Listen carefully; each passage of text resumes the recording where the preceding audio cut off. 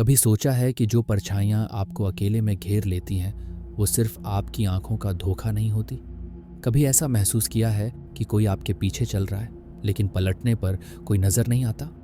अगर हाँ, तो इस कहानी को अकेले सुनने की गलती मत करना, क्योंकि ये सिर्फ एक कहानी नहीं, एक सच्ची दास्तान है। अगर आप ऐसी ही खौफनाक कहानियां सुनना चाहते हैं तो अभी मैजिक ऑफ स्टोरी को सब्सक्राइब करें और घंटी दबाएं, ताकि आपको हर नई डरावनी कहानी सबसे पहले मिले। अब कहानी की शुरुआत होती है। मेरा नाम रोहित है और ये कहानी मेरे साथ घटी एक ऐसी घटना है जिसे मैं कभी नहीं भूल सकता। ये बात उन दिनों की है जब मैं अपने कॉलेज के दोस्तों के साथ राजस्थान के एक दूर दराज के गांव में रिसर्च के लिए गया था। हमारा ग्रुप पुरानी और रहस्यमयी जगहों पर रिसर्च करता था और इस बार हमारी मंजिल थी काली हवेली। ये हवेली करीब 100 साल पुरानी थी और इसके बारे में कहा जाता था कि यहाँ कई लोगों की मौत हो चुकी है। गांव वाले बताते थे कि जो भी रात में वहां गया वो वापस नहीं लौटा।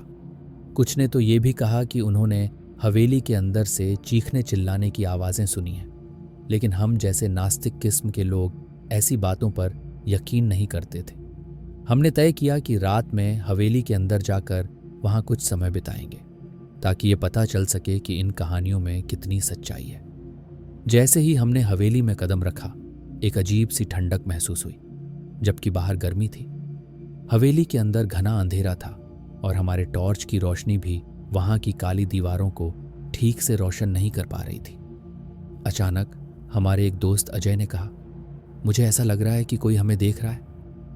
हम सब उसकी बात सुनकर हंस पड़े, लेकिन मुझे भी एक अजीब सी घबराहट महसूस हो रही थी।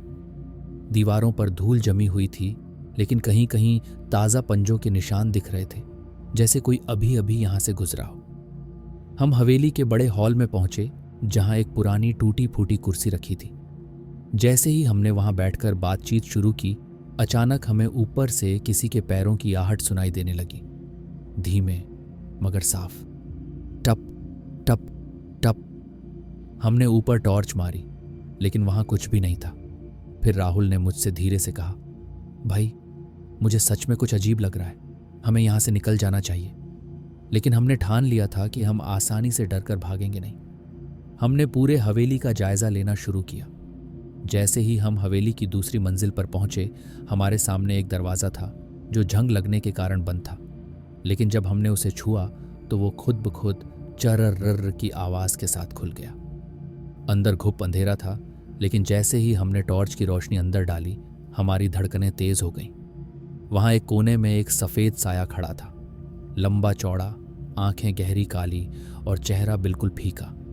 और फिर वो हिला नहीं, ना कोई हरकत की, बस हमें घूरता रहा। अजय ने डर के मारे टॉर्च गिरा दी और जैसे ही रोशनी बंद हुई, पूरे कमरे में एक ठंडी हवा चलने लगी। अचानक दरवाज़ा खुद ब खुद धड़ाम से बंद हो गया और एक जोरदार चीख सुनाई दी, बचाओ! हम सबका खून जम गया और हमने हवेली से भागने की कोशिश की। हमने किसी तरह दरवाज़ा खोला और नीचे की तरफ भागे, लेकिन जैसे ही हम सीढ़ियों से नीचे आए, हमें लगा जैसे कोई हमारे पीछे भाग रहा हो। पीछे मुड़कर देखने की हिम्मत नहीं थी।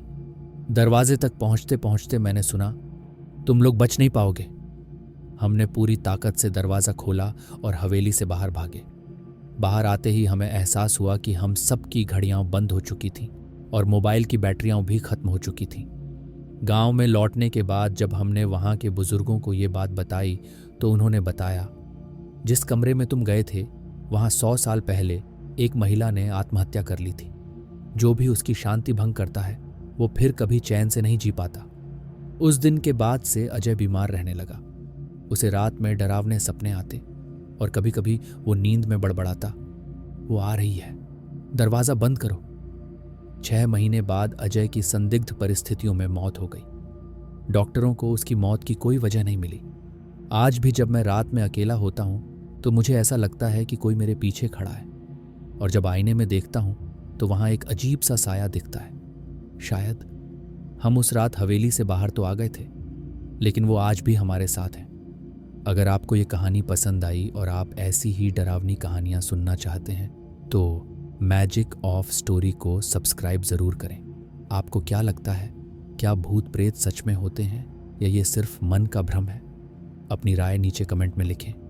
लेकिन याद रहे, जब आप ये कहानी सुन रहे थे तब कोई आपका कंधा तो नहीं छू रहा था। ध्यान से देखिए, शायद कोई परछाई आपके पास ही हो।